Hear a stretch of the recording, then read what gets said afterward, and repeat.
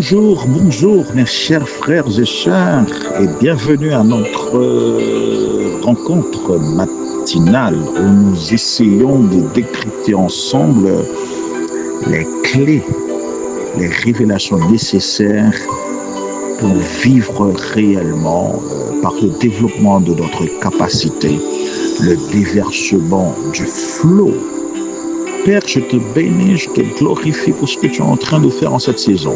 Merci pour mes frères et sœurs que tu es en train de bénir, de grandir et de remplir de ta grâce en cette saison où tu souhaiterais nous utiliser pour impacter ce monde au fin de l'expansion de ton royaume.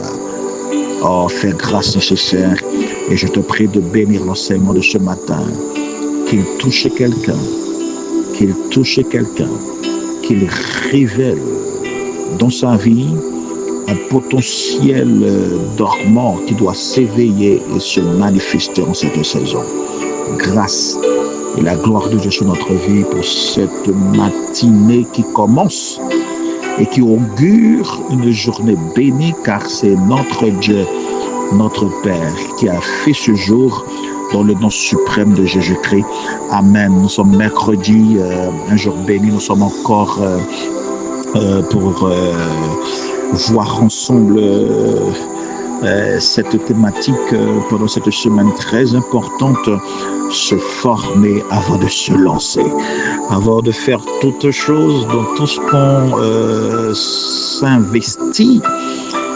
La formation est primordiale. On doit prioriser la formation. L'être humain a besoin de se développer pour créer le développement.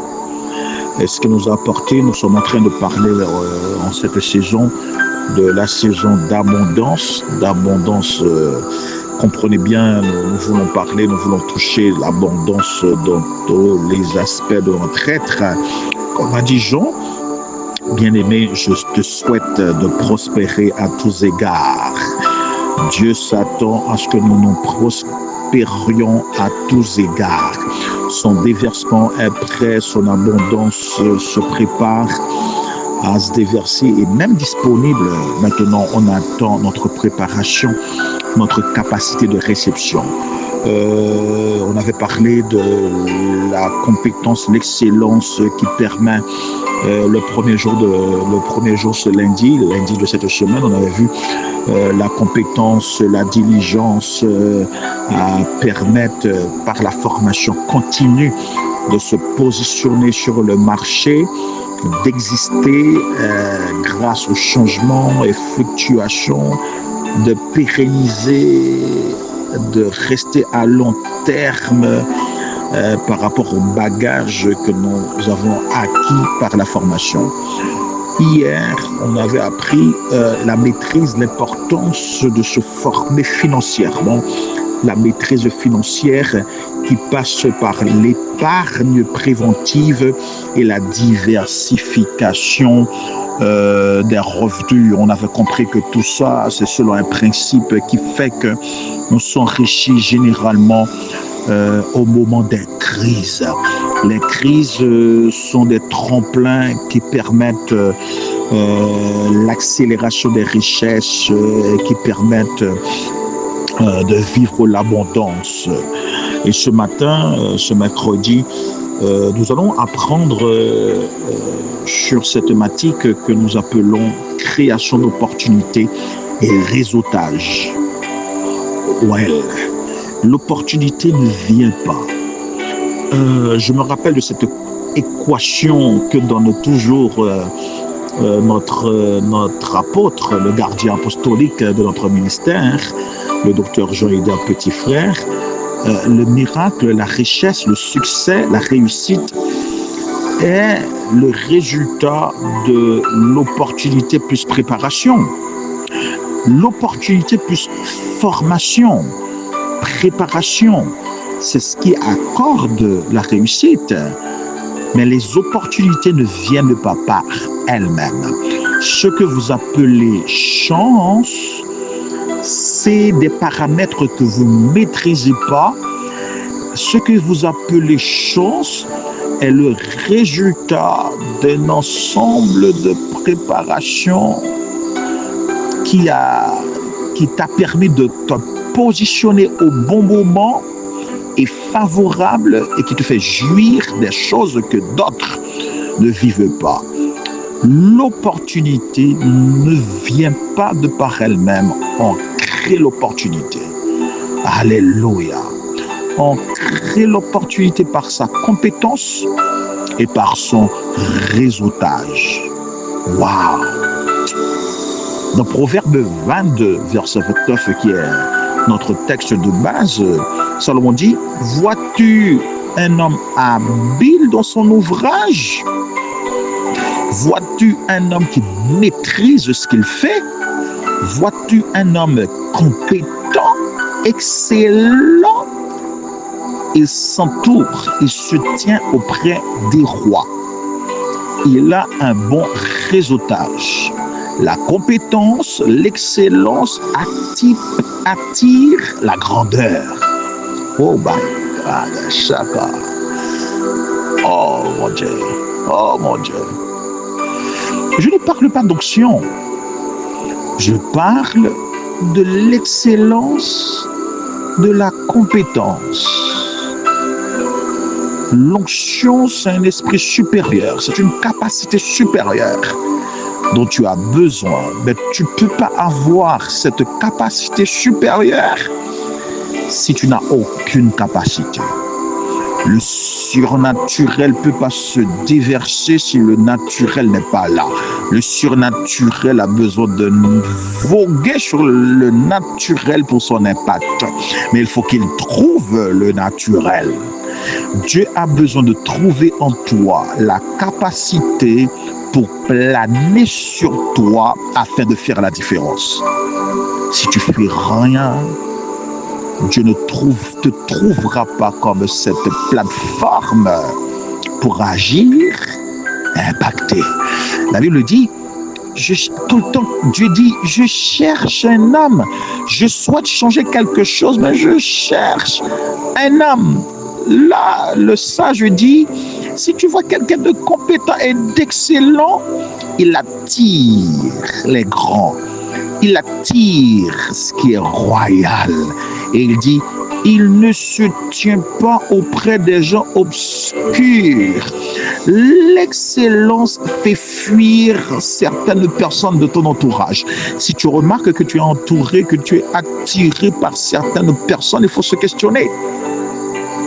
L'habileté, l'excellence chasse la médiocrité, chasse le médiocre. Il y a une allergie entre l'excellence et les gens médiocres. Amen. Donc, ce qui arrive quand tu te formes, voilà ce que veut nous apprendre le sage. Quand tu passes du temps à fourbir ta capacité par l'apprentissage et la pratique, tu attires des experts, tu croises à des experts et des pairs qui te ressemblent. Et cela favorise des collaborations et ça attire des opportunités inaccessibles autrement que par l'excellence et la compétence. Oh Seigneur. Oh mon Dieu, vous savez quoi? Les Écritures saintes que j'aime offrent des principes riches sur la création d'opportunités. L'opportunité se crée. L'opportunité ne vient pas du petit bonheur. Ça vient de la sagesse, de la connaissance, de la maîtrise, de la diligence et du type de relation qu'on a. Mon frère, ma chère, il y a une hauteur. Si tu as besoin d'escalader, tu as besoin de la compagnie de certaines personnes. Tu as besoin de monter sur les épaules des grands. Oh mon Dieu. Oh mon Dieu. Tu vois, donc, quand tu lis le texte dans Proverbe chapitre 22, il a implicite Tacitement, le sage nous instruit à une attitude proactive, c'est-à-dire avoir une certaine préparation, de prendre du temps de se former pour attirer son avenir meilleur. L'avenir meilleur, ce n'est pas un hasard, ce n'est pas un imprévu pour celui qui se prépare, car ce que tu es aujourd'hui est l'ensemble des choix que tu avais fait hier. Ce que tu seras demain sera fonction des décisions que tu as prises aujourd'hui.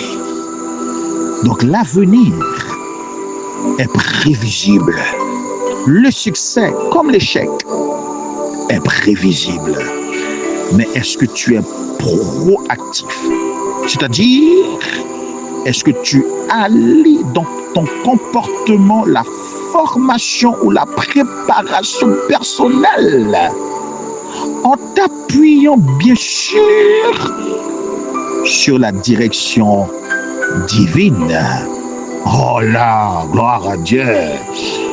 Tu sais, mon frère, cette préparation te donnera, cette formation et cette pratique, cette bonne pratique te donnera l'excellence dans ton domaine et qui sera présenté comme un moteur naturel qui t'ouvrira des portes, qui t'accordera des opportunités, qui activera le flot vers des sphères d'influence élevées. Je prie que c'est ton partage en cette saison parce que tu comprends ce que Dieu nous réserve en cet instant. Comprends bien, ce qui attire vers le haut, c'est votre préparation, votre compétence et excellence et les types de personnes qui t'entourent. Ce que j'appelle le réseautage. Le réseautage, tu as besoin de quelqu'un.